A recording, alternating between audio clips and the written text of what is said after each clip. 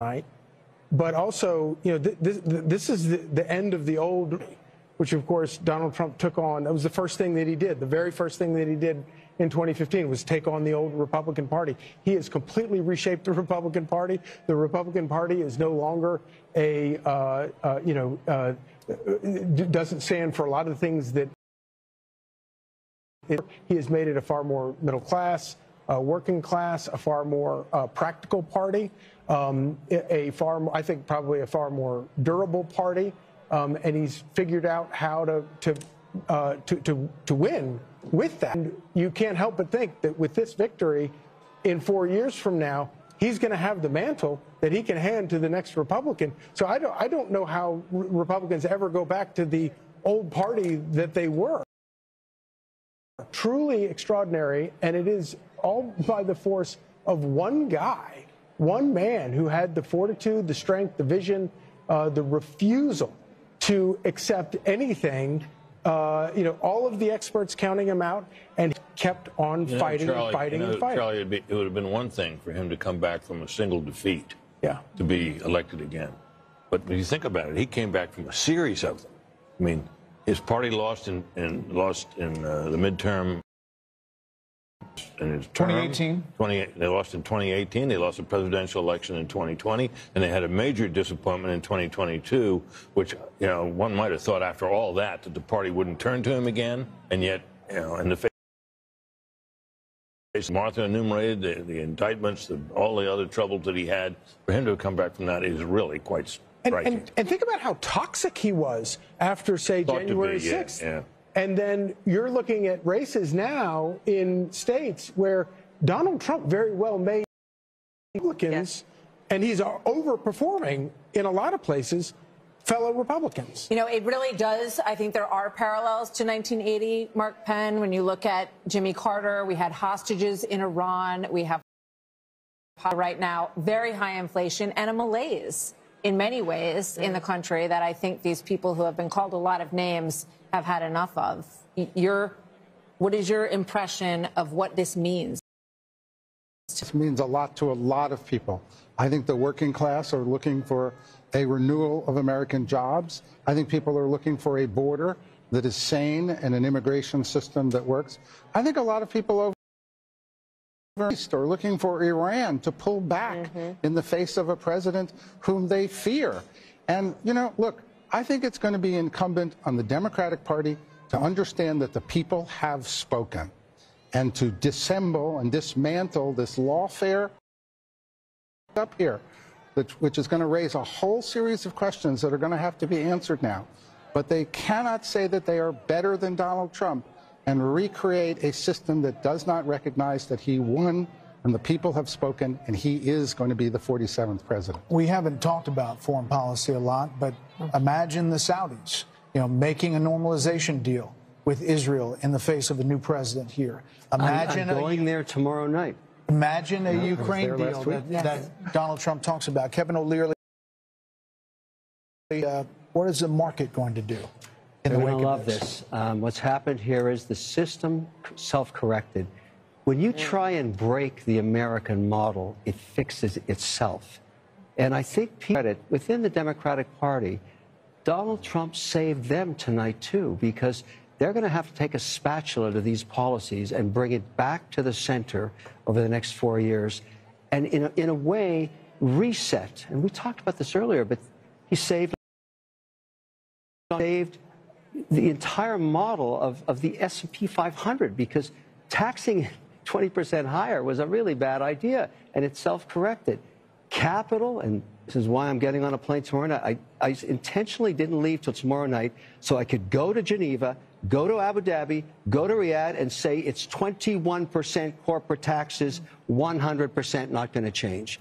That is very important for people like me that bring capital back to this country. It fixed itself. It fixed itself. And I think that's why America works. It has worked for 200 years. When it gets too crazy, it fixes itself. And whether you love Trump or you hate him, every Democrat owes him a thank you very much, Mr. President. By the way, as the markets were moving, Bitcoin went up exponentially. Yes, I'm long Bitcoin. Are you? So you're buying later. You know, speaking of Bitcoin, I'm also struck by just calling Pennsylvania here, Dana. Trump embraced Elon Musk in an enormous way. A lot of stories were written that said blow it in Pennsylvania, that the people who were working on his outreach teams didn't know what they were doing. He's going to. And he got a lot of criticism. Remember the $1 million giveaway for registered voters? But court for that. Selena Zito, who's somebody that we follow and we've had on the show many times, and she knows very well. She said the people of that region love somebody who is a big thinker, who wants to create jobs, who is like looking into the future, and they can get behind that. And they love somebody who can really, and leadership takes courage. And you have to be willing to make decisions where you are going to be criticized. I think this is one of the problems that Kamala Harris has always had. She doesn't want to take a position on anything. We haven't even talked about how in California, the law to lifting illegal again passed overwhelmingly. And Gascon, our friend down, the DA in Los Angeles, lost by 22 votes. I mean, this is in California, so it was everywhere. And 2 days before, 22 points. Thank you. Wouldn't even take a position on that. 75% of the people in California wanted it gone, and you can't take a position to be with them? Not only that, you were part of Prop 47, which changed the law the other way. Right. When you were in. Take a position and not being willing to be criticized is a problem if you want to be a leader at that level. She had that affliction in 2020. Why didn't her own party say, you're not the right candidate? Well, they did. They ran her out of town right before any votes were cast in 2019. But the same affliction out of there. Hit her here. The same problem she had in 2020 hit her in 2024. She's the same person. I mean, it's not all her fault. They put her in a race that she couldn't win. Yeah. But Karen, in fairness to Democrats, there's no doubt. I agree with you on the unrealized capital gains. We shouldn't be taxing that. But we produce more wealth, more innovation, more oil, more cures, more therapeutics over the last 3 years. So I hear you.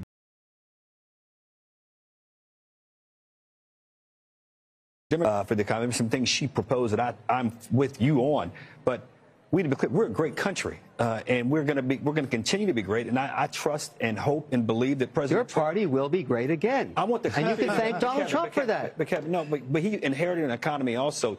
I don't want to quarrel about that. All I want is going forward. I agree with you. I want the country to be great, and I hope that both of the parties can work together to try and do that. And I salute President Trump tonight. What a great win, and I agree with you in this regard. My party's got to reimagine and reinvent itself going forward. Listen, hold on. I wrote about this, the unity and you did. Past presidents and past losers and winners and what they said.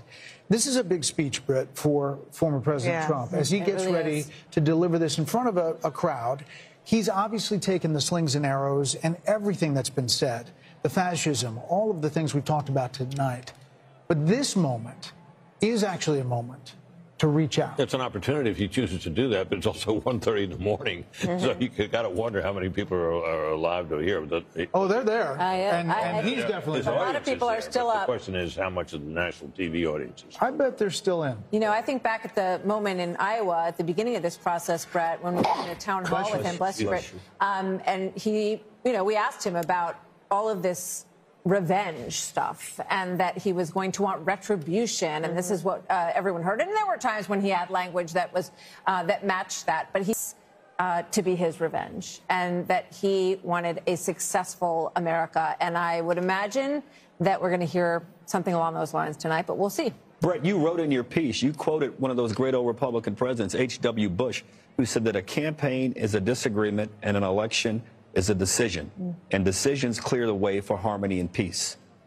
You know, listen, there are a lot of Thanksgiving tables that people are still going to have hard feelings after this election, more than any other election. I have one of them. And if you know, passing the Brussels sprouts is not going to be as easy Thanksgiving Day. But this is a chance to move forward, Britt. Go ahead. Well, I was just going to say that one thing that can happen here, and it happened to Biden, in my view. When Biden was elected, we had every reason to believe that he would be this sort of moderate deal-making guy that he'd been when he was in the Senate. Yes, he's always followed sort of the drift of his party, but he'd worked across the aisle with many senators, had Republican friends and so on. We thought that would probably be the kind of president he was. And then something happened. Trump went to Georgia and made a mess of that Senate, those two Senate races down there, and the Democrats ended up with control of the Senate. At which point, old Biden started getting, you know, these historical sugar plums dancing in his head, and went out for a very aggressive agenda. Sure, there were articles about FDR. How he was going to be the next FDR. The next FDR. He was going to out-Obama Obama. Remember that? Yep. Well, and that, in my view, that was he would have been if the Republicans had maintained control of the Senate. First thing that wouldn't have happened was all that wild spending that led to the inflation, or led to a big part of the inflation. And Biden and the country would have been better off because of overreading their mandate. One wonders if Trump will be sober-minded about his. I think that happened to Biden. Early on, remember, he said he's going to be returned to norms, and then the historians came in and said, no, you could be bigger than FDR. So he says, fine, okay, I'll spend inflation, and now they end up with this result. Well, he has said that this looks like new President Trump, if he gets to 270, which we expect he will, fairly shortly. Yes, exactly. Has a moment to bring about expected after the last election. Of course, we would be kidding ourselves to think that there won't be a tremendous response to this, tremendous backlash in a lot of corners of the country. So listen, he's going to get there because Alaska is going to be Republican, but we're not done as far as calling states. They're going to go Trump's way. This could be a massive landslide just by what we're looking at in the polls. Fox News Decision Desk count now project, though, Vice President Harris will win Minnesota, and her running mate Tim Walz serves as the state's governor there. That takes it up to 267 to 226. But again, Donald J. Trump will be the 47th president of the United States. More Democracy 24 special coverage next.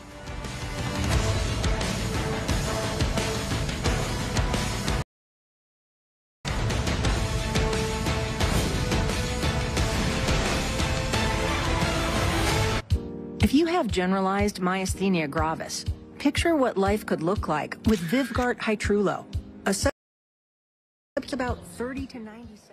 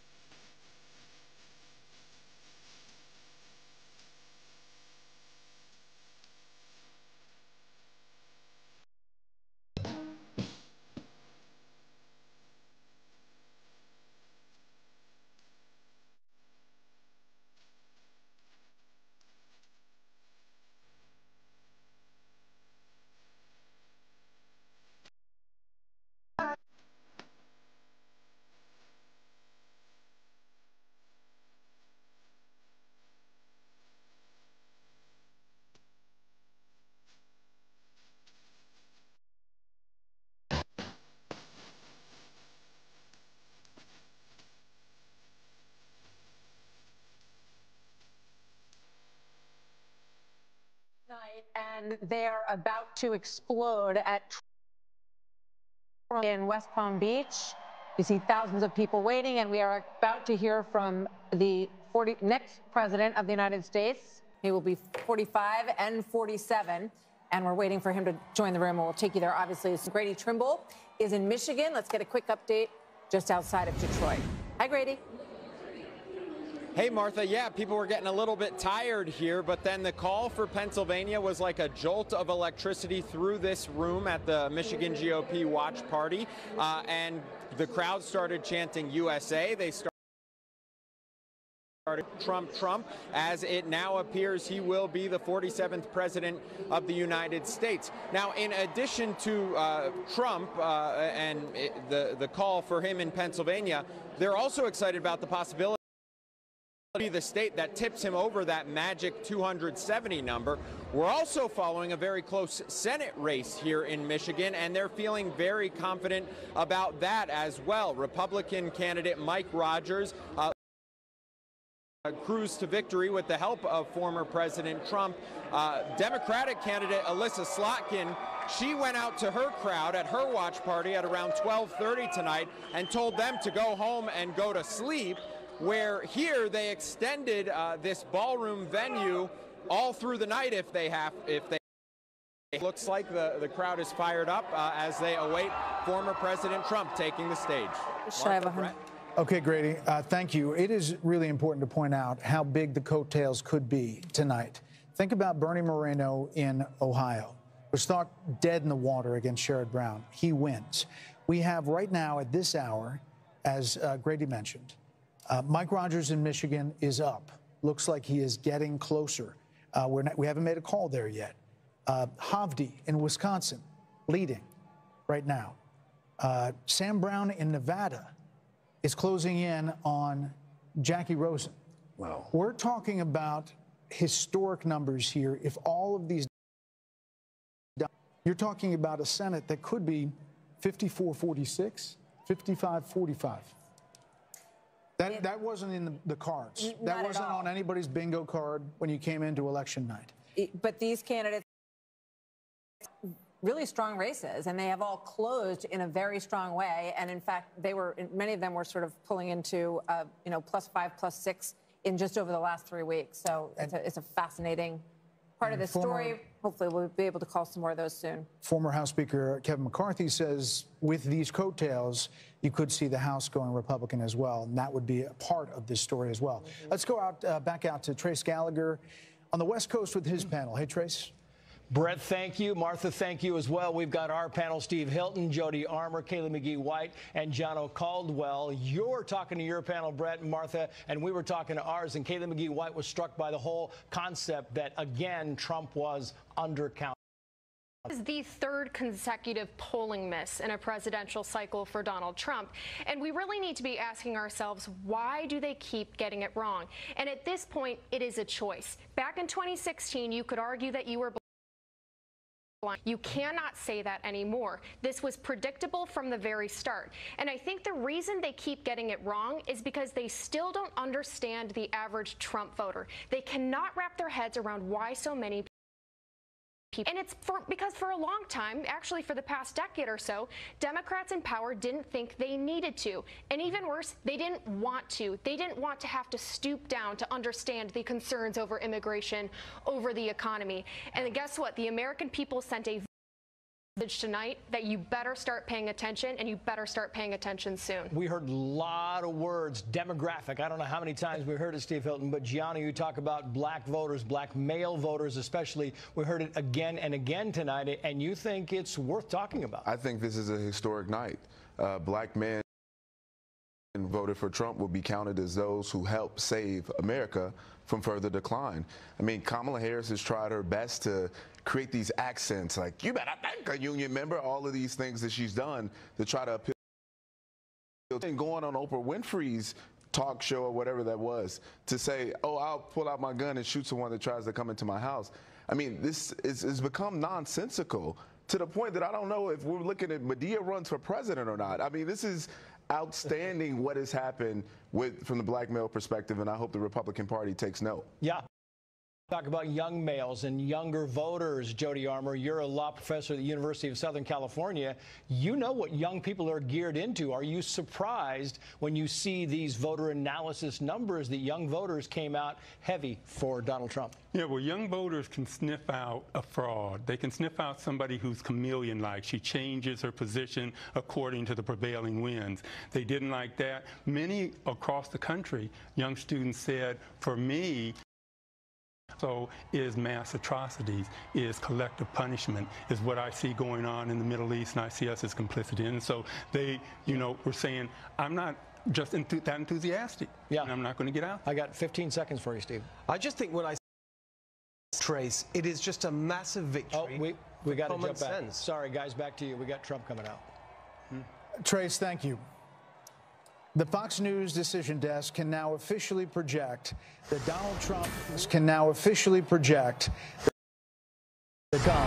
47th president of the United States. The former president's comeback will be complete with a win in Wisconsin, a state that he narrowly lost 4 years ago. He is now the second in history to win non-consecutive terms. The first was Grover Cleveland in the late 1800s. Senator J.D. Vance will become the 50th vice president of the United States. Voters expressed deep frustration with the Biden administration. President Trump and the future President Trump overperformed in urban areas, particularly with men, proving that the strategy that they doubled and tripled down on over the course of the last few months absolutely and brought him back to the White House. 47th president of the United States. Former President Trump now defeats Vice President Kamala Harris, who entered this race just over 100 days ago. And for Democrats, we're projecting the possibility of running the table with battleground states. David Plouffe with the Democratic campaign of the Harris campaign suggested that just yesterday. Now it is possible that Donald Trump runs the table with these states and builds on a landslide electoral win. We don't know where the popular vote is going to finish out, but we do know that he will be going back to the White House, and with him, Brit Hume, will be a lot of changes because he will have been there once and will know what he wants. He often accounts for the fact that he had so much turnover in his first term, in his term as president, by the fact that he didn't really know Washington, and he was new to this realm that he had come to, and he promises us that now he knows whom he wants to hire. Now he knows the kind of people he wants to have around him. A lot of people are saying that means a lot of very experienced people around Washington will be ruled out, and maybe they will. But it's going to be very interesting to see the kind of people he reaches out for in the days and weeks ahead as he builds his administration. We're joined by Kayleigh McEnany, Trey Gowdy, and Katie Pavlich. Kayleigh, you've been a part of the last administration. You've seen you can see the joy on all these, about the angst and the, all that this campaign has been through. And now there is the prospect of creating what you want to create in a second administration. Your thoughts, 30,000 feet of this win. Indictments, 2 assassination attempts, an unlikely victory, and history is made tonight. This is a huge moment, particularly because this is a tectonic shift of the Republican Party. If all of this exit polling is true, you now have black voters, Latino voters, young voters coming in a way that we haven't seen the party bring in a very long time, and that's due to former president, now soon to be current President Trump. And I just want to say this as we wait for him to come out. I remember having a conversation with Ivanka Trump in 2016 about his remarks. Before he went out to give those remarks, he had speech A and speech B. Speech A was a more boisterous Trumpian speech. Speech B was a speech full of unity. And he looked up, Ivanka said, saw the faces of crying Hillary voters. He ripped up the boy and said he wanted to heal the nation. And the first words he said were an appreciation for Hillary Clinton, for her service to our country. And then he said, now it is time for America to bind the wounds of division. And he said, we are a party of all races, religions. That is more true tonight than it was 8 years ago. And I fully expect President Trump right now is maybe ripping up that more boisterous speech and preparing to unite the country. It's an amazing message. I hope Kayleigh's right. I hope you're right. And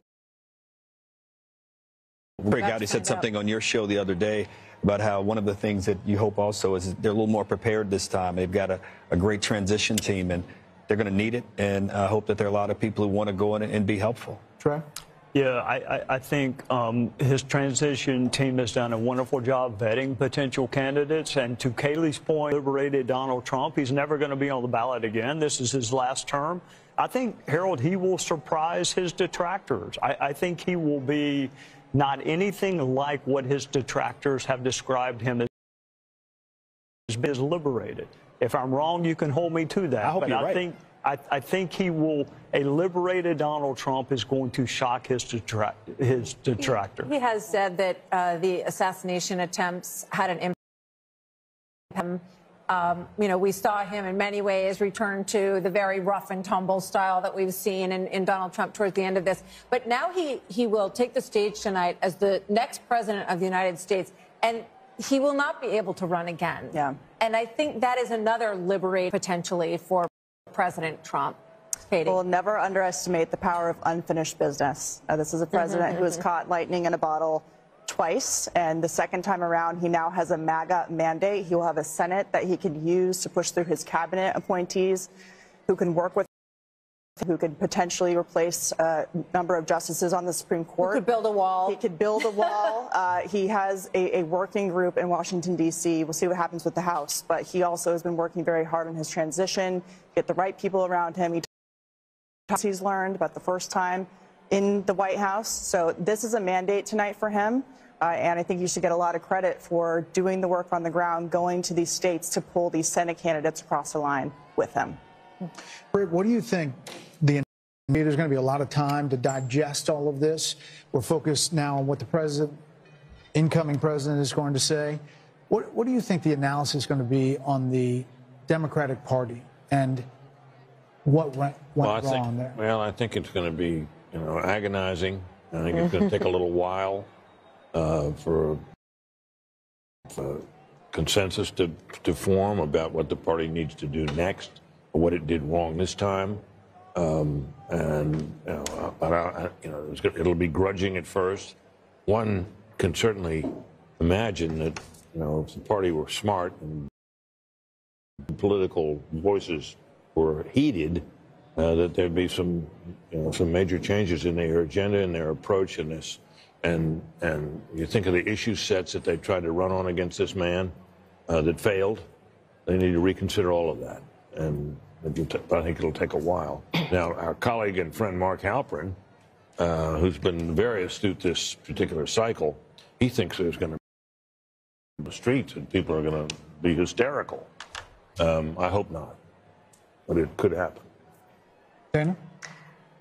I am really looking forward to reading some of the stories, probably with a lot of anonymous threats with the recriminations, and it's going to be fast and furious, and you will have people saying that Joe Biden should have dropped out the day after, not dropped out, but said he was not running for re-election on the day after that midterm in 2022, and either endorsed her or said, let there be a primary, and there will be thoughts about her, and I wonder how chilly that White House is going to be for the next 90 days as they try to figure it out. And let me just say that as Vice President of the United States, Kamala Harris will certify the election results on January 6th.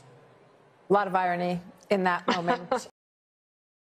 Your thoughts? This is how our country is organized, and it's a great education, I think, for people who had very high passions in this race. There are Democrats who were fervently for Joe Biden. He performed poorly during a debate, and the party switched to Kamala Harris, and there was genuine excitement, I think, built over a period of time. Some of that excitement was an aversion and almost a dislike and a disdain for Donald Trump.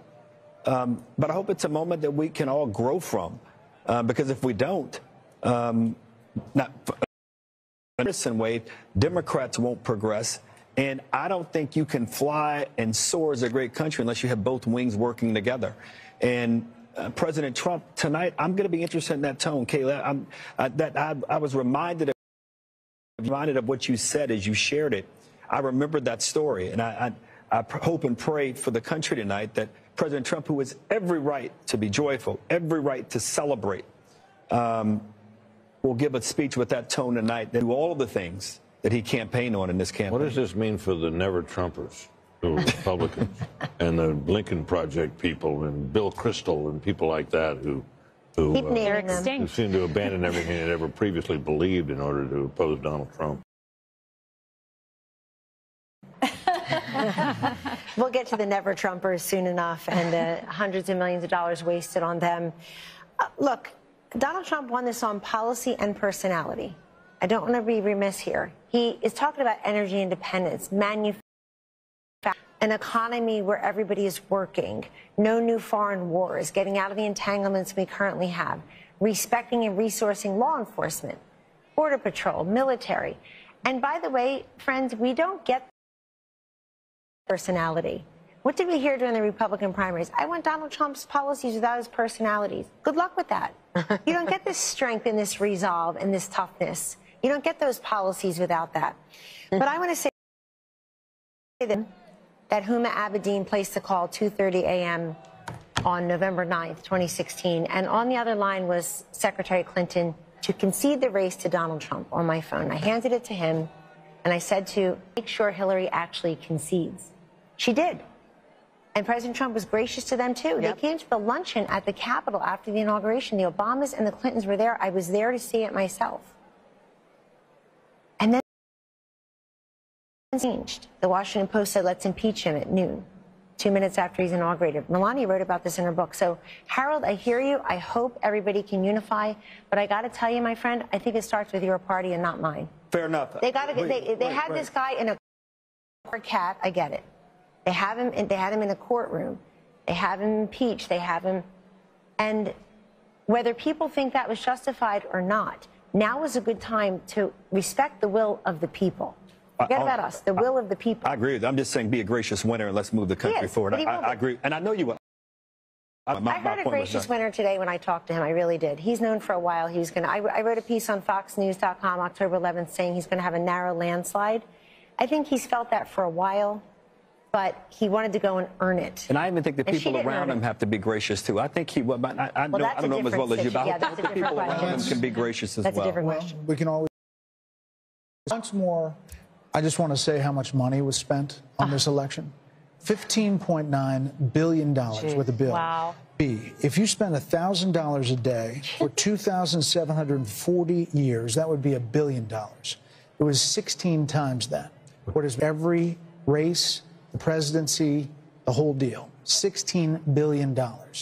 And here we are. What is that, a check you can write to for every American? What did you say? $50. About $40. I want my $50. But I just want to say, base has a medium. You know, you go back to television, cable. Yeah.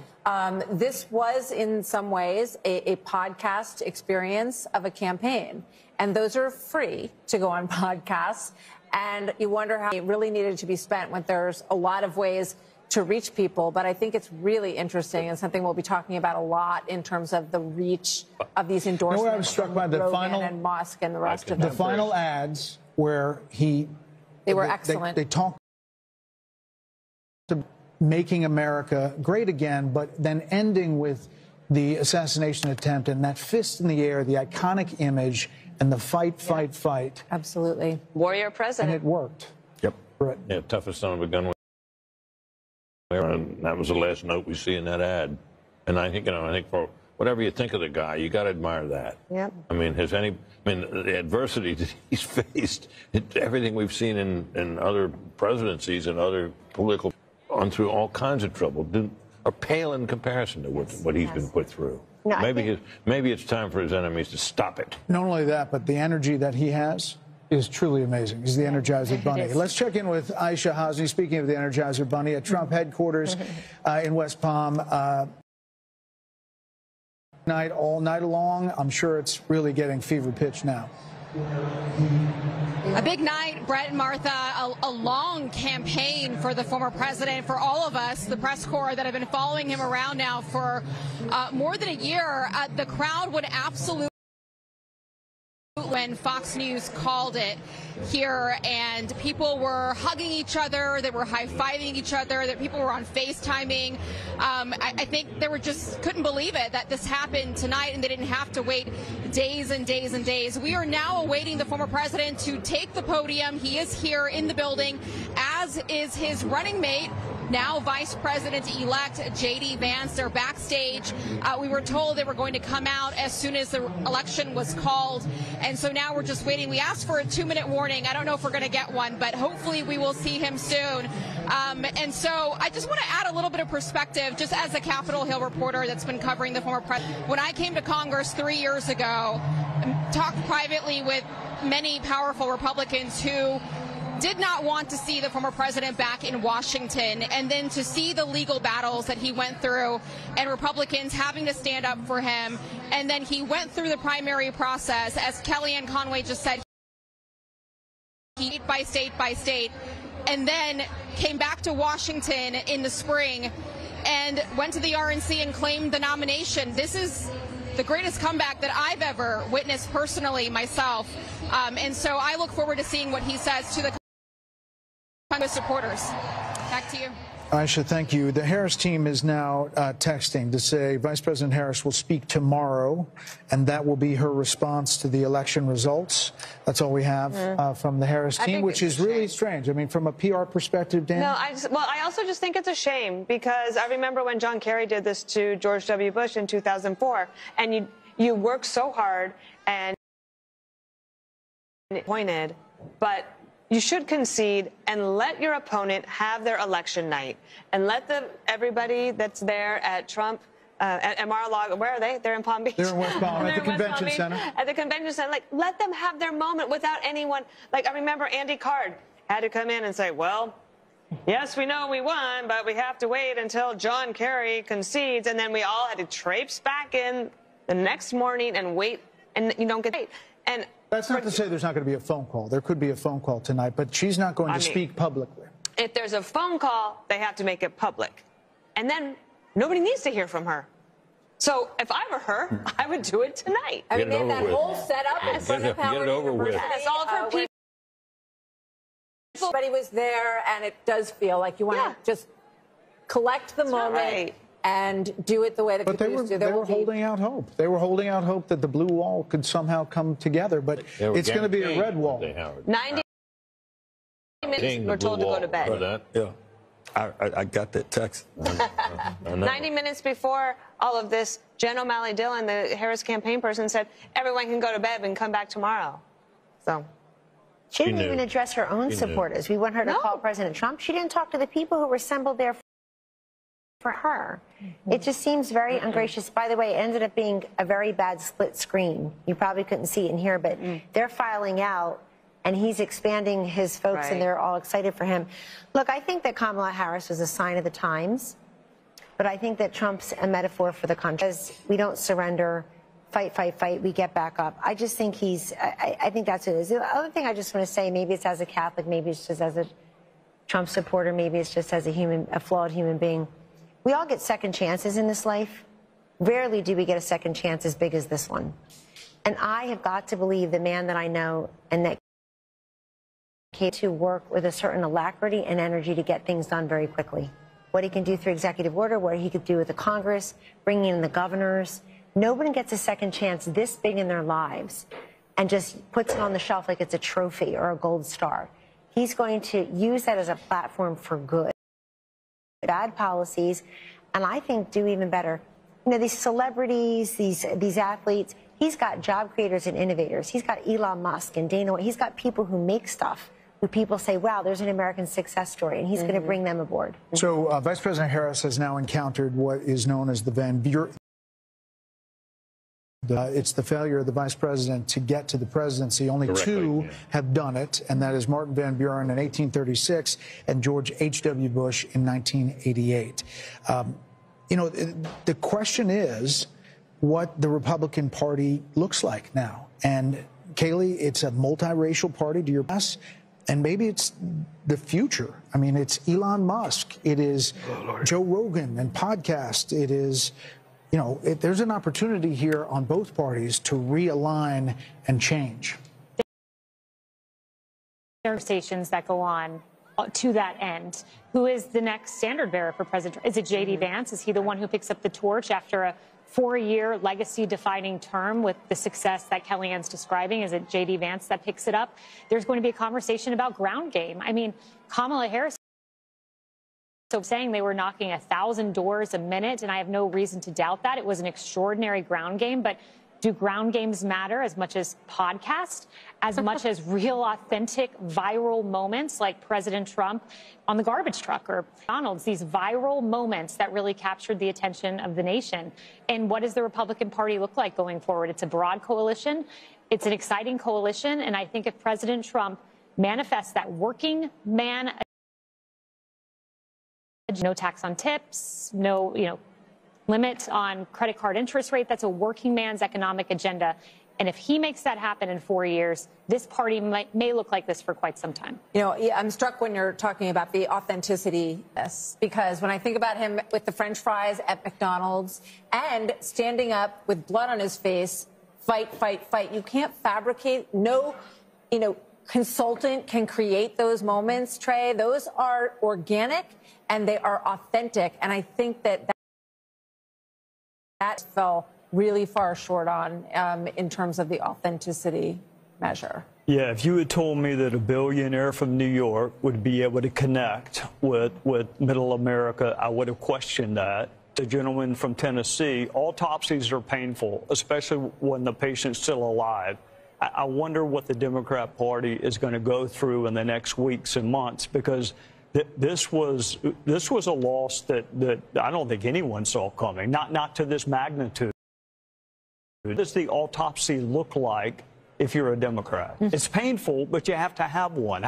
How did you lose, and how did you lose this soundly? The easiest way to do it for them would be to simply say, if Joe Biden hadn't clung to the job, clung to the nomination, and hidden his condition with a lot of help, they could have had an open nominating process and gotten a more attractive nominee who've been freer to walk away from Biden policies and would have had a better shot. I mean, I think that's the easiest, simplest solution, but I'm not sure that's where they'll go. But that makes sense. I don't think you can pass over an African-American female, which is a very loyal constituency for the Democrat Party. I don't see how they could have passed over.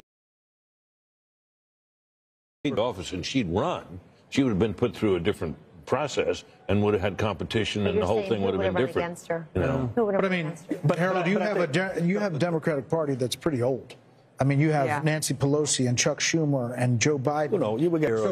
That's a different kind of Democrat, and that is not the progressive Democrat that wins in a primary. So is it going to be a change in your party? Well, we nominated Bill Clinton and a Barack Obama, who were not from the party. So I think we'll do that. Look, tonight, what happened this evening and what's happened over the last year has been described. There were those on this panel who didn't believe that this resurrection could have occurred. So if this can happen, things are possible in politics if you're willing to change and willing to have courage and determination. And whatever Democrats or anybody want to say about this guy who's been elected our president, he personifies that courage and determination and persistence. So I think Trey, you were asking a serious question, and Britt gave a very serious answer. I think that's going to be part of the answer. And we've got to look long and hard about whether or not the way we campaign sometimes with identity politics at the end, is that the right way to do it? But before you get there, you got to get a purpose and a message. And we'll get there. We've got a long history of figuring these things out as a nation, as a party. So the carnage speech got a lot of attention at the inauguration. Do we think that? Oh yeah. This speech. I was going way back. We're actually told that the teleprompters have been removed from the stage, so we could be in for a long haul here. We don't know. I think he's coming, but there may not be teleprompters. I'm saying he goes off the teleprompter anyway. But he, the other night at the Al Smith dinner, he was upset that there were teleprompters, because he doesn't want to use them. So. Right. So Dana, what does this one right now? Yeah. I think look, I don't know. He's one of the most unpredictable people, too. So I think that's why we're all here, and I'm wide awake, and I've been awake for almost 24 hours now. Curious to see. I think I wasn't just thinking about this speech. I'm thinking about the inauguration speech, which would be 8 years since Carnage speech. He has a wide range of the types of speeches that he can give. If you think even within a speech, there's range. If you think about the RNC convention, it started off with like, oh, wow, yeah, wow, he's still talking. It was like so long, and it kind of got off script, and people thought, oh, he kind of lost opportunity. But he didn't. I think if you look at these people who would take off work, drive somewhere in the middle of the night to go and get in line, to wait for hours, to then stay at a rally for hours, and part of that he has done as well is created this camaraderie amongst people so that you could go to a place where you're not afraid to wear your red MAGA hat and you could say, I'm not the crazy one. I'm not the only one who thinks so you have friends. And that doesn't mean that there shouldn't be outreach to the other side. I believe in love thy neighbor. I love all of that. But he has created something special here. So I kind of want him to take a victory lap tonight. I don't think this is necessarily the moment for unity, especially when she won't even concede and give him the night to celebrate. Yeah. Kellyanne, you were looking at the popular. He's still up and could finish up. And part of that is because he did run up the totals in places I was looking at, even the rural counties in Pennsylvania. He was going to win them by significant double digits, but he won them that much more. I think running was a swing state not that long ago, over 1.1 million votes or so. Kaylee, right, your home state. And this is, look, I think that when the Democrats take a look at this candidacy, it's not going to be, did she have too much time? She's just a flawed candidate. She doesn't speak well. She doesn't work hard. I'm not being mean or partisan. I don't know why the country would have rewarded this candidate with the big job when she couldn't make the case what she does as vice president that affects our lives in a positive way. She was given that opportunity. I of The View tonight. Yeah. For asking this question, for having her on. Oprah, we see you. And so on and so forth. People who thought they were doing her a favor because they made her something she's not. They make him something he's not. Take that one word, take that one line, take that cherry pick this, that, and the other. You never get the essence. I go back, does everybody remember 5 years ago, so Laurel and Yanny, or what color dress? You see a blue dress, I see a yellow dress. We were all looking at the same thing.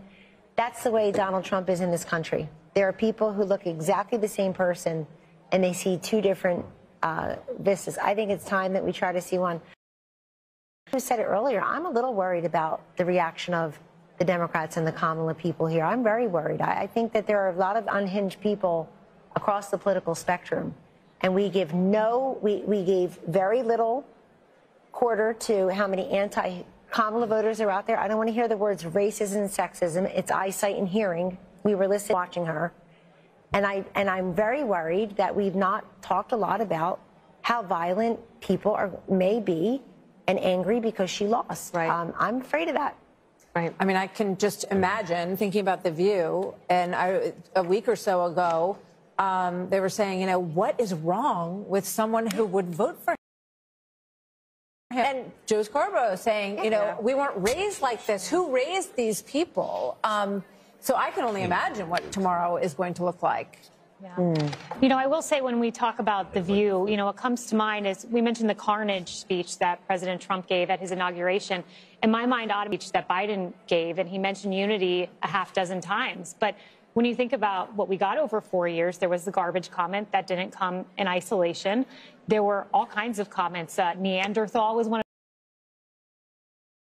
of those who opposed his COVID edicts. The Mark Cuban comment, he was an official surrogate of the Kamala campaign. And for, you know, as mean as some of President Donald Trump's tweets have been and people have problems with it, one thing I've challenged Democrats to find is one example of the country, half of the country, and that's something he has not done. And so I expect you'll hear a unifying tone, and I expect you're going to see a very successful presidency and one untethered maybe from some of the things that were holding him. Comes to mind as an Oval Office meeting that we had where Dr. Fauci was urging him not to open the country. And I watched President Trump fight vociferously, saying people are losing their jobs. We must open the country. He wanted to do it sooner than he did. I think that Donald Trump, who goes with his instincts, is going to be a Trump that ultimately leads a very successful country in second term. You know, Martha, Joe Biden mentioned the word unity more in his inaugural address than any president, I think, except one. If he's serious about that, he'll pardon Donald Trump. He'll also pardon his son. And then he'll put pressure on Georgia and New York to end this lawfare. If there is any silver lining tonight, it is that lawfare actually helps the person that you are trying to go after. We need a justice system. The lady needs to wear a blindfold for a reason. We got to stop this prosecution of our political enemies. I mean, literally, his polls went will up. be the Attorney General. Absolutely. We need a really solid Attorney General. John Ratcliffe. You can do it. Sorry, John. Sorry, John. I apologize. Sorry. There will Mike be Johnson. a lot of talk about cabinet members, Treasury Secretary, Secretary of State, Secretary of Defense. You've got Tom Cotton. You have. Well, you also have a Republican bench. And sometimes, like you were saying, that the Democratic Party is quite old right now. There's not a great bench, although there are some, and especially, but when you take governors out of states, then you leave a hole, and then you have to build up that bench back up. But the Republican bench is pretty strong right now. There you see Doug Burgum and Vivek Ramaswamy, Steve Wynn, and his lovely wife, Andrea.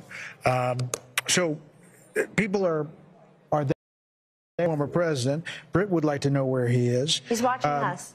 Can we say tonight, though, Harold, that the melting pot still works? That Hispanics, Black Americans, working class Americans, standing up, asking what their government is going to do, asking their government to see them and their concerns, that it works, that this is American democracy in our republic working. The process works. I think as we get a final account of the numbers and the coalition that President Trump won with this time, that will be for the history books. President Bush, I think, got 40+% of the Hispanic vote. George Bush, W. Bush, and it looks like President, at least the preliminary numbers suggest that. But as much as we talk about the unconventional also, people believed him. He resonated with voters. He resonated with communities, rural communities, urban communities, suburban communities across the country. And I congratulate him tonight. I didn't want him on his victory and wish him the best for my country. And I can only hope that the concerns that are articulated by my dear friend Kellyanne, that they're not realized. I hope that my party and my friends, and for that matter, Republicans alike, that we're all able, once we get past the moment here, the 24 hours of excitement and joy and celebration, to understand that what we're really celebrating is the greatest experiment to have ever come to existence. It'll celebrate 250 years of its own existence in 2026. So those are my thoughts, Brett. The issue that of abortion, because it was talked about so much, and it was presented as if, you know, you're a woman and you are not going to support her, then you know, hate all women. And husbands, you know, were hateful towards their wives and the women in their lives if they didn't support this candidate. And I think it just goes to show that that kind of, you know, manipulating, it doesn't win. And casting us based on our gender. I think Kamala Harris was talking to us from the waist down. And I think Donald Trump was talking to us from the waist up as well. That's where my eyes, my ears, my heart, my brain, and my big mouth are.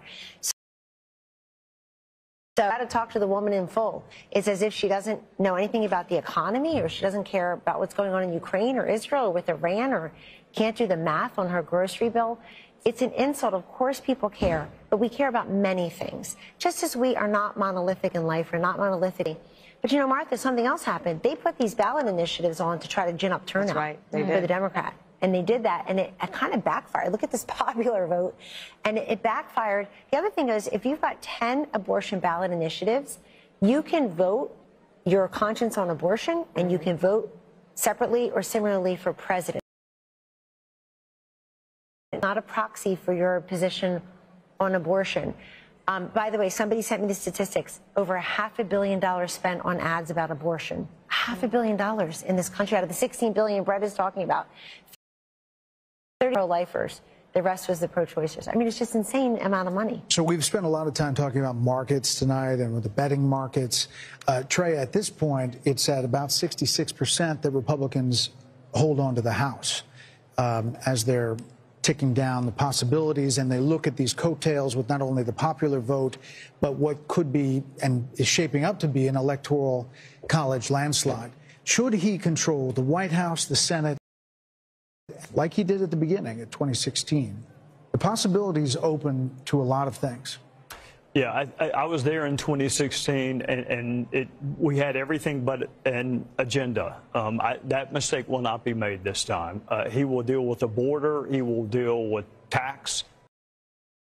There is a plan being formulated by Mike Johnson right now, and John Thune or John Cornyn or whoever becomes the majority leader. The mistakes of 2016, I think we were surprised that he won. I'm not saying he was surprised.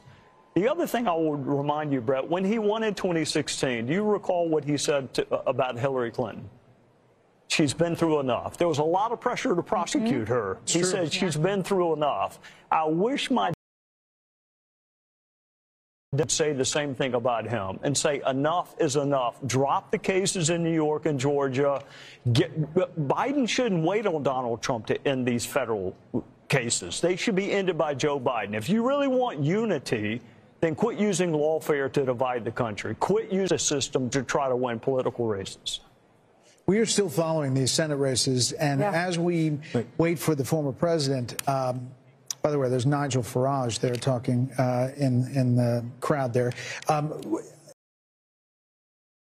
Remarkable in that some of these races were not even suspected to be close, expected to be close. Mike Rogers, he was a long shot at one point against Alyssa Slotkin. Good candidate. In Michigan, good candidate. Strong candidate. Former chairman of the House Intelligence Committee. Right. Attractive guy. But Sam Brown was left, essentially, he was not on anybody's list. Nope. Likely switched. Not getting much money or attention. No, but I think he's a competent candidate. Once again, we have. By the way, there's Sam Brown right there, 48.1 to 47.2, 80% in over Jackie Rosen. It renews our understanding that candidate quality matters. Yep. In this cycle, Republicans in the Senate races in particular fielded some pretty darn good candidates that gave them a shot in states where Republicans often face an uphill battle. And the fact that, it looks like it won't be just a squeaker, there might be a little margin there for Republicans in the Senate is testament to that. Let's see what Wisconsin is, guys. Can we put up Havdi in Wisconsin? Standing. Ladies and gentlemen, please welcome President-elect Donald J. Trump, First Lady Melania Trump, and the Trump family, accompanied by Vice President-elect J.D. Vance, Second Lady Usha Vance, along with friends and campaign staff. And I'm proud to be an American, where at least I know I'm free. And I won't forget the men who died, who gave that right to me. And I gladly stand up next to you and defend her still today. 'Cause there ain't no doubt I love this land. God bless the USA.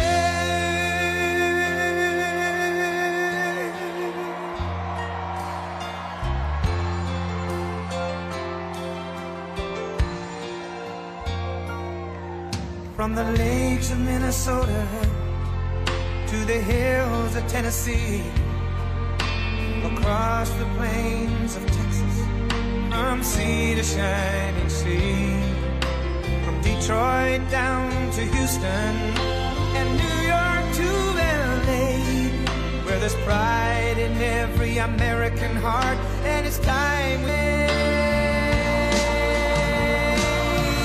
that I'm proud to be an American, where at least I know I'm free, and I won't forget the men who did that right to me, and I gladly stand up next to you and defend her still today, 'cause there ain't no doubt I love this land. God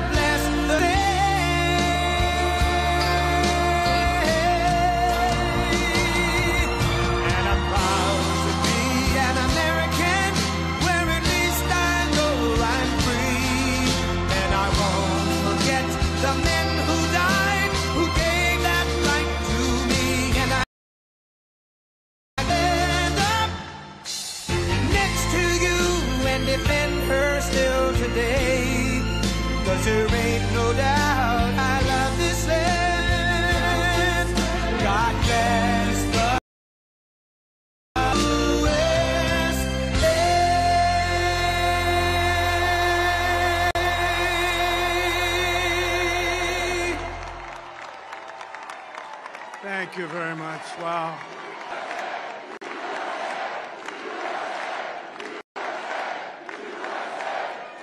These are our friends. We have thousands of friends on this incredible movement.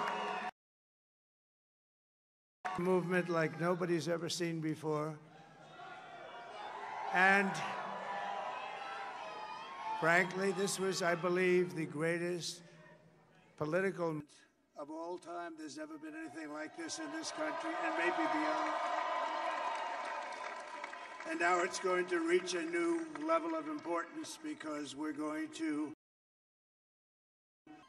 help our country heal. We're going to help our country heal. We have a country that needs help, and it needs help very badly. We're going to fix our borders. We're everything about our country, and we made history for a reason tonight, and the reason is going to be just that. We overcame obstacles that nobody thought possible, and it is now clear that we've achieved the most incredible. Hey, look what happened. Is this crazy?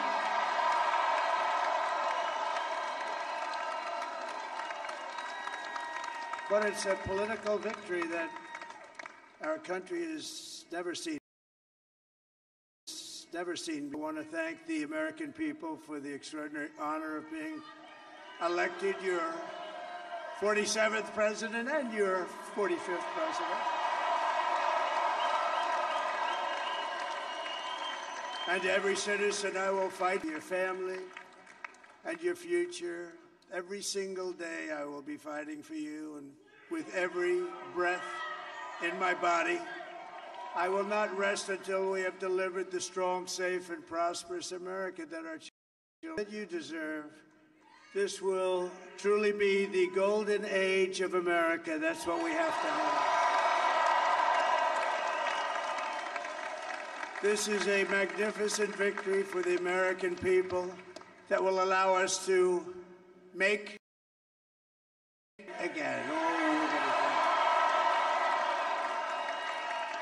And in addition to having won the battleground states of North Carolina, I love these places, Georgia, Pennsylvania,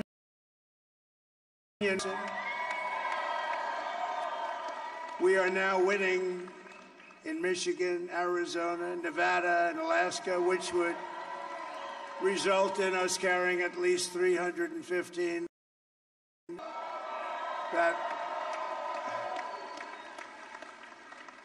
But it's much easier doing what the networks did or whoever called it, because there was no other path. There was no other path to victory. We also have a popular vote. That was great. Very proud of that.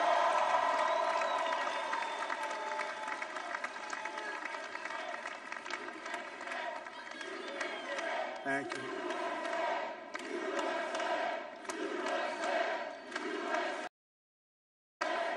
Thank you very much. Thank you. And, winning the popular vote was very nice, I will tell you. It's a great feeling of love. We have a great feeling of love in this very large room with unbelievable people standing by my side. These people have been incredible. They've made the journey with me, and we're going to make you very happy. We're going to make you very proud of your vote. I hope that you're going to be looking back some of the truly important moments of my life when I voted for this group of people beyond the president, this group of great people. America has given us an unprecedented and powerful mandate. We have taken back control of the Senate. Wow, that's great. And the Senate races in Montana, the Senate races, Nevada, in Texas, Montana, Nevada, Texas, Ohio, Michigan, Wisconsin, the great Commonwealth of Pennsylvania, were all won by the MAGA movement. They helped so much. And in those cases, every one of them, we worked with the senators. They were tough races. And, I mean, the number of victories in the Senate was absolutely incredible. And we did tele-rallies. We did tele-rallies with each one of them. And sometimes we did 2 or 3 and it was amazing to look at all of those victories. Nobody expected that. Nobody. So I just wanted to thank you very much for that. And you have some great senators and some great new senators. And it also looks like we'll be keeping control of the House of Representatives.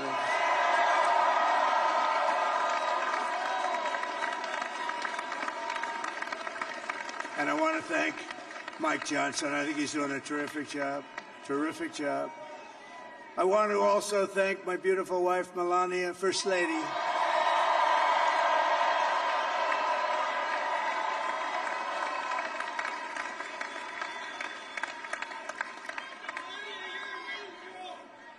Who has the #1 best-selling book in the country. Can you believe that?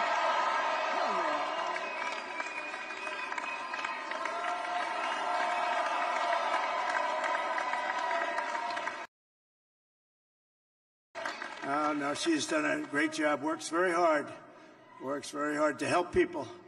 So I just want to thank her. But I want to thank my whole family, my amazing children, and they are amazing children. Now, we all think our children are amazing. Everybody here thinks it. That's a good thing when you think they are. But Don, Eric, Ivanka, Tiffany, Barron, Laura, Jared, Kimberly, Michael, thank you all. What a help.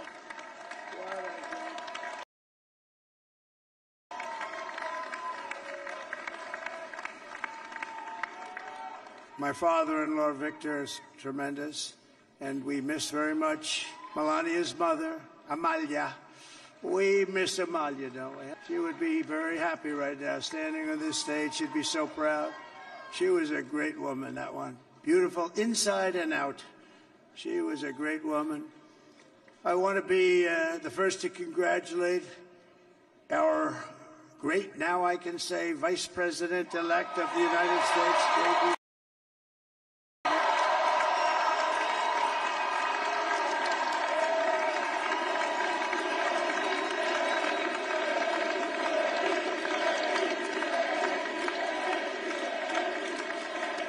And his apple and beautiful wife, Usha Vance. And he's a feisty guy, isn't he? You know, I've said, go into the enemy camp. And you know, the enemy camp is certain network. A lot of people don't like this. Sir, do I have to do that? He just goes, okay. Which one? CNN, MSDNC? He'll say, all right, thank you very much. He actually looks like he's still like the only guy I've ever seen. He really looks forward to it, and then he just goes in and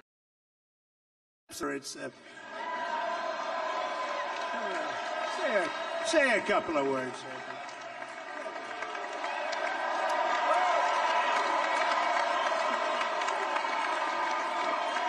Wild.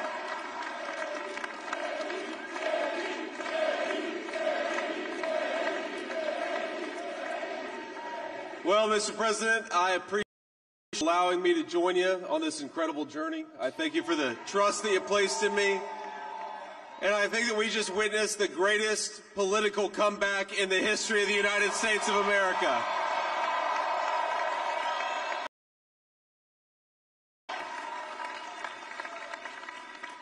And under President Trump's leadership, we're never going to stop fighting for you, for your dreams, for the future of your children. And after the greatest political comeback in American history, we're going to lead the greatest economic comeback in American history. Donald Trump's leadership.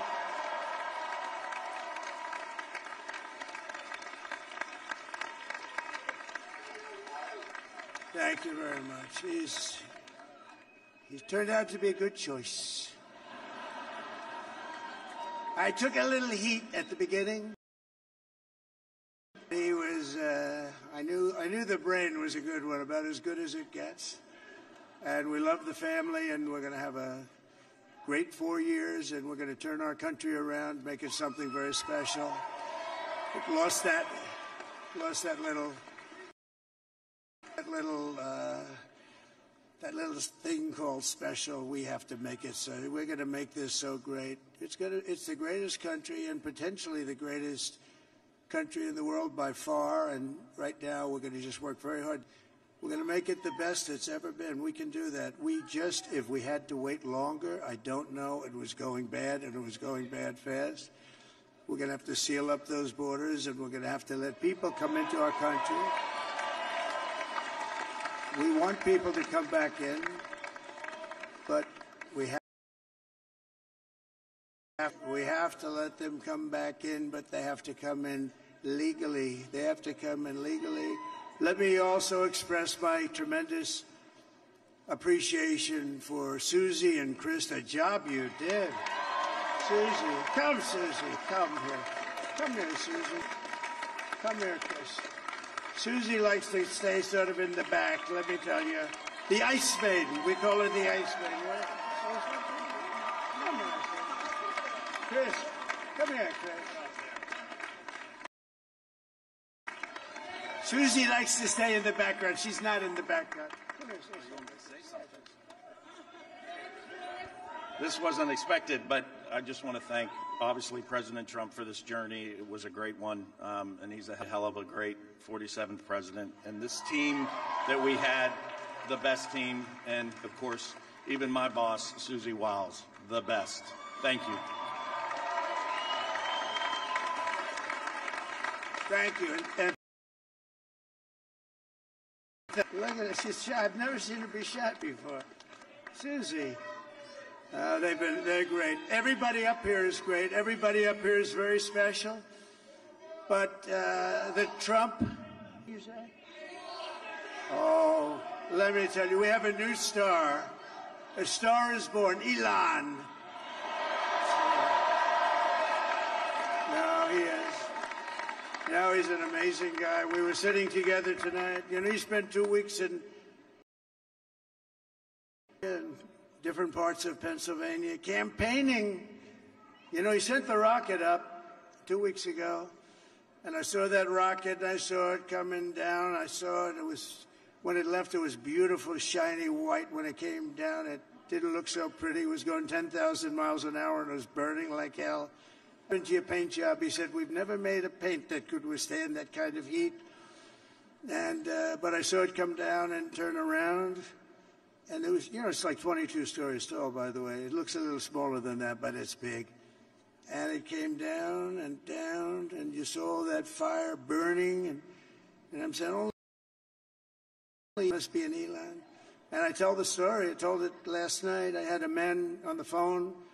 I had the screen muted, no sound. I was talking to a very important man, happens to be here. And that very important guy, one of the most important people in, I would say, the country, actually.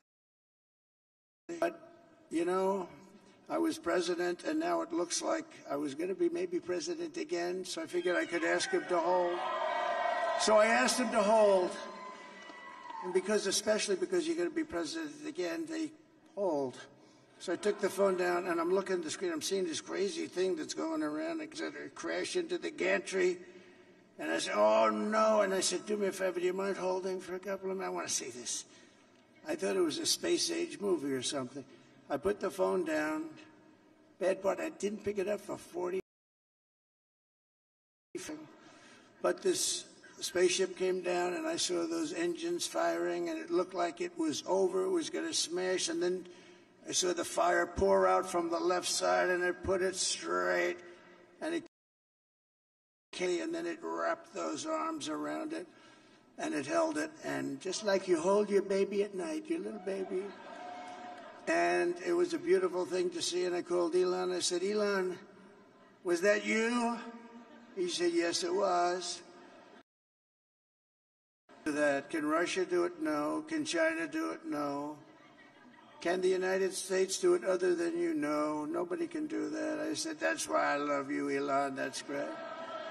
And you know, when we had the tragic hurricane, and it hit, in particular, it hit North Carolina, they were really devastated. The water, this was a big water, as big as we've ever seen, water hurricane. It built lakes out of nothing. Fields became lakes, and the danger was unbelievable. And the people from Would it be possible, at all possible, for you to speak to Elon Musk? We need Starlink. I said, what's Starlink? It's a form of communication. So I called Elon, and I'll tell you what, he had, and it was very dangerous communication. All the wires were down. I called Elon Musk. I said, Elon, you have something called Starlink. Is that right? Yes, I do. What the hell is it? He said, it's a communication system that's very good. I said, Elon, they need it really, really badly in North Carolina. Can you get it? He had that there so fast. And it was great. It saved a lot of lives. He saved a lot of lives. But he's a character. He's a special guy. He's a super genius. We have to protect our geniuses. We don't have that many of them. We have to protect our super geniuses. Some of the guys, you know, we have up here today the U.S. Open champion. He's a fantastic golfer. He's slightly longer than me. Hits the ball a little bit longer than me. Just a little bit. Bryson DeChambeau is up here someplace. What happened to Bryson? Where is he? Bryson. Oh, he was shot. He's hitting balls. Oh, he's on the way. He's hitting balls. Bryson.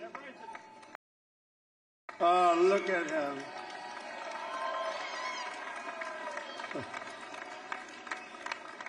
He's got a great career going. Great U.S. Open, Bryson. That's a fantastic job. And we also have a man, Dana White, who is... He's a tough guy.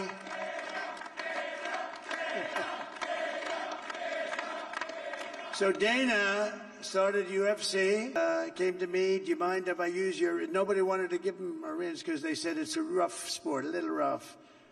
And I helped him out a little bit, and I went, and I said, this is the roughest sport I've ever seen. But to like it, and he loved it, and nobody's done a better job in sports. And you know, he's a very motivational kind of a guy, what he does. He gets these fighters, and they really go at it. And it's become one of the most successful sports enterprises anywhere at any time. It's doing so well. I'd like to ask Danny just to say a couple of words, because people love to hear from him. Dana, please.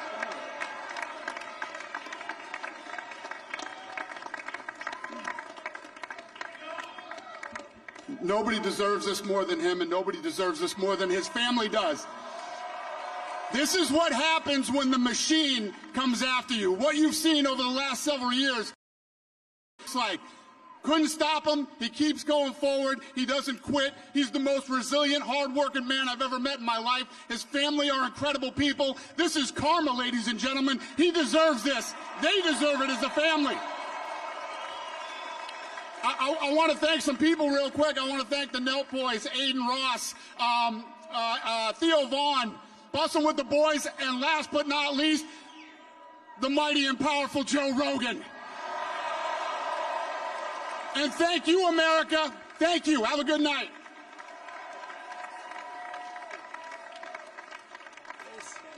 That is a piece of work. No, he's really an amazing guy. But most of all, I want to thank the millions of hardworking Americans across the nation who have always been the heart and soul of this really great movement. We've been through so much together, and today you showed up in record numbers to deliver a victory like probably like no other. This was something special, and we're gonna pay you back. We're gonna do the best job. We're gonna turn it around. It's got to be turned around. It's got to be turned around fast, and we're gonna turn it around. We're gonna do it in every way, with so many ways, but we're gonna do it in every way. This will forever be remembered as the day the American people regained control of their country.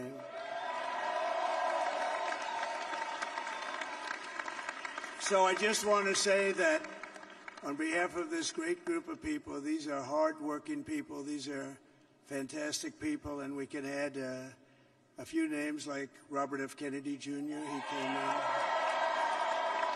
And he's going to help make America healthy again.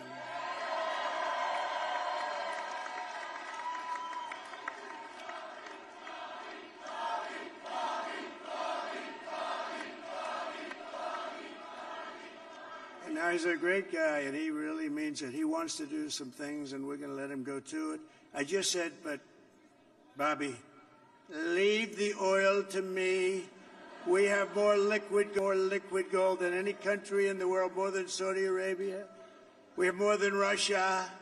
Bobby, stay away from the liquid gold. Other than that, go have a good time, Bobby. Be paying down debt. We're going to be reducing taxes. We can do things that nobody else can do. Nobody else is going to be able to do it. China doesn't have what we have. Nobody has what we have. But we have the greatest people also. Maybe that's the most important thing. This campaign has been so historic. We've built the biggest, the broadest, the most unified coalition. They've never seen anything like it in all of American history. They've never seen any young and old, men and women, rural and urban. And we had them all helping us tonight. When you think, I mean, I was looking at it, I was watching it. They had some great analysis for us. Nobody's ever seen anything like that. They came from all corners, union, non-union, African American, Hispanic American, Asian American, Arab American, Muslim American. We had everybody, and it was beautiful. A historic realignment, uniting citizens of all backgrounds around a common core of common sense. You know, we're the party of common sense. We want to have borders. We want to have things be good, safe. We want great education. We want a strong and powerful military, and ideally we don't have to use it. You know, we had no wars. 4 years we had no wars, except we defeated ISIS in record time. But we had no wars. They said, he will start a war. I'm not going to start a war. I'm going to stop wars. But this is also a massive victory for democracy and for freedom. To unlock America's glorious destiny, we're going to achieve the most incredible future for our people. Yesterday, as I stood at my last stop on the campaign trail, I'll never be doing a rally again. Can you believe it? 900 rallies approximately from them. Can you imagine? 901 something, a lot of rallies.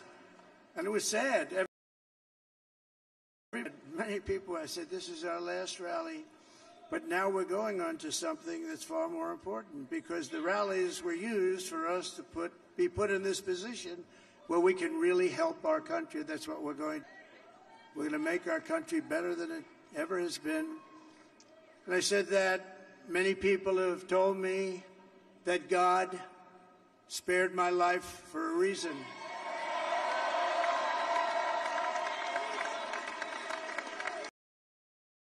To save our country and to restore America to greatness.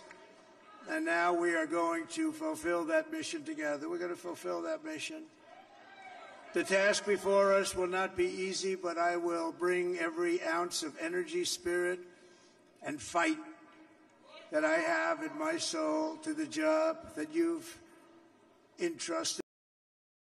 It's a great job. There's no job like this. This is the most important job in the world. Just as I did in my first term, we had a great first term, a great, great first term. I will govern by a simple motto: promises made, promises, keep our promises. Nothing will stop me from keeping my word to you, the people. We will make America safe, strong, prosperous, powerful, and free again. And I'm asking every citizen all across in this noble and righteous endeavor. That's what it is. It's time to put the divisions of the past 4 years behind us. It's time to unite, and we're going to try. We have to try, and it's going to happen. Success will bring us together. I've seen that.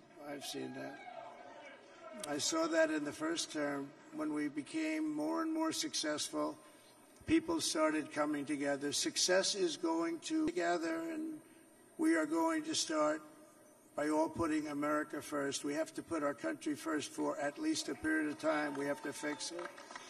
Because together we can truly make America great again for all Americans. So I want to just tell you what a great honor this is. I want to thank you. I will not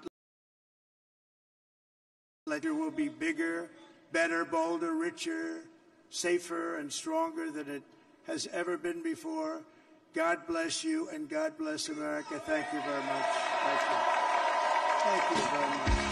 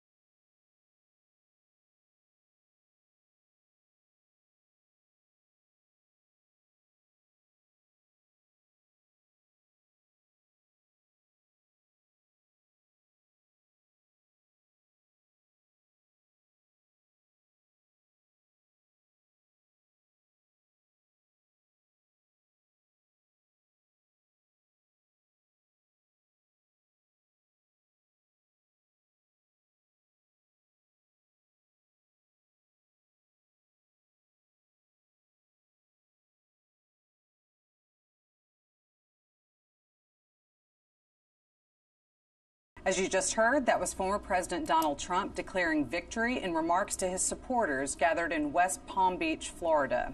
The Associated Press has not yet declared a winner in the U.S. presidential race. But just before Trump came out to address his supporters, we brought you his comments live.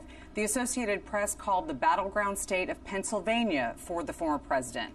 That adds another 19 electoral votes to